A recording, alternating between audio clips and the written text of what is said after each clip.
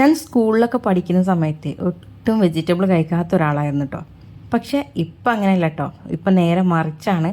അതായത് വെജിറ്റബിൾ കൂടുതൽ എടുക്കും, ചോറ് വളരെ കുറച്ച്, അങ്ങനത്തെ രീതിയാണ് ഇപ്പം നമ്മൾ ഫോളോ ചെയ്യുന്നത്. ഇപ്പം എൻ്റെ രണ്ടാമത്തെ മോനും ഇതേ ഒരു സ്വഭാവം തന്നെയാണ്. ഒട്ടും വെജിറ്റബിൾ കഴിക്കില്ല, അത്രയും ഇഷ്ടമല്ല അവന് ഇത് കഴിക്കാനായിട്ട്. അപ്പോൾ ചിലപ്പോഴൊക്കെ നമ്മൾ ഇതുപോലെയൊക്കെ ഉണ്ടാക്കി കൊടുക്കുന്ന സമയത്ത് അവർ കുറച്ച് കഴിക്കാറുണ്ട്. കാരണം ഫിഷിൻ്റെയൊക്കെ അതേ ടേസ്റ്റ് എന്നൊക്കെ ഫീലൊക്കെ ചെയ്തിട്ട് അങ്ങനെ കഴിക്കും. ഇനി നമ്മൾ അതുപോലെയാണ് ഈ വഴുതനങ്ങ പൊരിച്ചെടുക്കുന്നത് കേട്ടോ. എങ്ങനെയാണ് നമുക്ക് നോക്കാം അല്ലേ. ഞാനിവിടെ 2 വലിയ വഴുതനങ്ങയാണ് കേട്ടോ എടുത്തേക്കുന്നത്.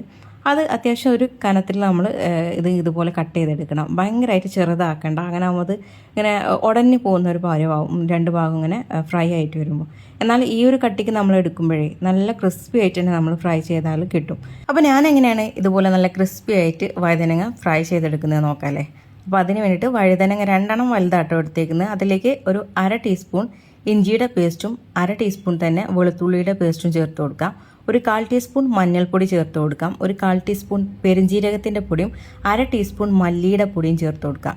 പിന്നെ മുളക് പൊടി 1/2 ടീസ്പൂൺ ഞാൻ ചേർത്തിട്ടുണ്ട്. ഉപ്പ് ചേർത്ത് കൊടുക്കാം. വെജിറ്റബിൾ ആണ്, ഒരുപാട് ഉപ്പിടരുത് കേട്ടോ. പിന്നെ ഒരു 2 തണ്ട് കറിവേപ്പില ചേർത്ത് കൊടുത്തിട്ടുണ്ട്.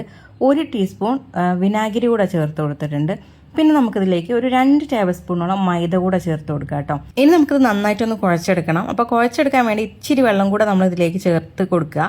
കാരണം വേറെ ഒന്നുമല്ല, നമ്മളിതിലേക്ക് മൈദ ഇടുമ്പോൾ അതിങ്ങനെ കുറച്ചൊരു സ്റ്റിക്കി ആയിട്ട് നിൽക്കും. അപ്പോൾ നമുക്കിത് കറക്റ്റായിട്ട് കിട്ടണമെങ്കിൽ ഇച്ചിരി വെള്ളം കൂടെ നമ്മൾ ചേർത്തിട്ട് വേണം ഇതൊന്ന് മസാല തേച്ച് പിടിപ്പിക്കാനായിട്ട് കേട്ടോ. അപ്പോൾ നിങ്ങൾക്ക് ആദ്യം തന്നെ മൈദ ഇടുമ്പോൾ അതുപോലെ തേച്ച് പിടിപ്പിക്കാൻ ബുദ്ധിമുട്ടുണ്ടെങ്കിൽ ആദ്യം മസാല പോലെ ഒന്ന് പിന്നെ മൈദ ഇതിലേക്ക് പരട്ടി എടുത്തതിന് ശേഷം പിന്നെ നമ്മൾ മൈദ ഇട്ടിട്ട് കുഴച്ചാൽ നമുക്ക് ഈസി ആയിട്ട് ചെയ്തെടുക്കാൻ പറ്റും കേട്ടോ. ഇനി നമുക്കിത് ഫ്രൈ ചെയ്യാൻ വേണ്ടിയിട്ട് നോക്കാം. ഞാനിവിടെ നോൺ സ്റ്റിക്കിൻ്റെ പാനാണ് എടുത്തേക്കുന്നത്.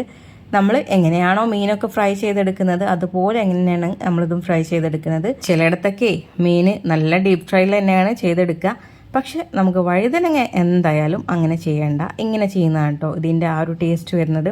അതുമാത്രമല്ല, നമ്മൾ ഇത് ഫ്രൈ ചെയ്യാൻ ഇടുന്ന സമയത്ത് ഹൈ ഫ്ലെയിമിലാണ് തീ വെക്കേണ്ടത്. അതിനുശേഷം നമ്മളിത് മീഡിയം ഫ്ലെയിമിലേക്ക് മാറ്റി കൊടുക്കുക കേട്ടോ. ആ ഒരു മീഡിയം ഫ്ലെയിമിൽ കിടന്നിട്ട് വേണം ഇതിങ്ങനെ മുരിഞ്ഞ് വരാനായിട്ട്.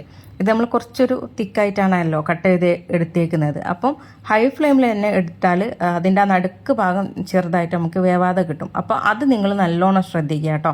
മീഡിയം ഫ്ലെയിമിലേക്ക് ആക്കാം. എന്നിട്ട് ഒരു ഭാഗം അതിന് ശേഷം തിരിച്ചിട്ട് കൊടുക്കുക. എന്നിട്ട് മറ്റേ ഭാഗം അതുപോലെ തന്നെ നമ്മൾ മീഡിയം ഫ്ലെയിമിലിട്ടിട്ട് ഫ്രൈ ചെയ്തെടുക്കാം.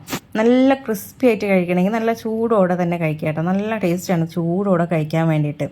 അപ്പോൾ നമ്മുടെ മക്കളെ സ്കൂളിലേക്ക് ഇതുപോലെ മീനൊക്കെ കൊണ്ടുപോകാൻ മടിയുള്ളവരൊക്കെ ഉണ്ടാവില്ലേ, അങ്ങനെയുള്ളവർക്ക് ഇതുപോലെ ഒന്ന് പൊരിച്ച് കൊടുത്ത് നോക്കൂ കേട്ടോ. നല്ല ടേസ്റ്റാണ്, നല്ല ക്രിസ്പി ആയിട്ട് കിട്ടുന്ന ഒരു വഴുതനങ്ങ ഫ്രൈ ആണ്. അപ്പോൾ നിങ്ങളിത് പരീക്ഷിച്ച് നോക്കുന്നവരാണെങ്കിൽ തീർച്ചയായിട്ടും ഇതിൻ്റെ അഭിപ്രായങ്ങൾ കമൻ്റായിട്ട് അറിയിക്കുക. അതുപോലെ തന്നെ ഈ ഒരു വീഡിയോ നിങ്ങൾക്ക് ഇഷ്ടപ്പെടുവാണെങ്കിൽ ലൈക്ക് ചെയ്യാൻ മറക്കരുത്. അതുപോലെ തന്നെ ഷെയർ ചെയ്യാനും മറക്കരുത് കേട്ടോ. പിന്നെ ഈ ഒരു ചാനലിലേക്ക് ആദ്യമായിട്ട് വരുന്നവരുണ്ടാവും, അങ്ങനെയുള്ളവരാണെങ്കിൽ ചാനൽ ഫോളോ ചെയ്യാനും കൂടെ മറക്കരുതേ. അപ്പോൾ എല്ലാവർക്കും താങ്ക്സ് ഫോർ വാച്ചിങ്.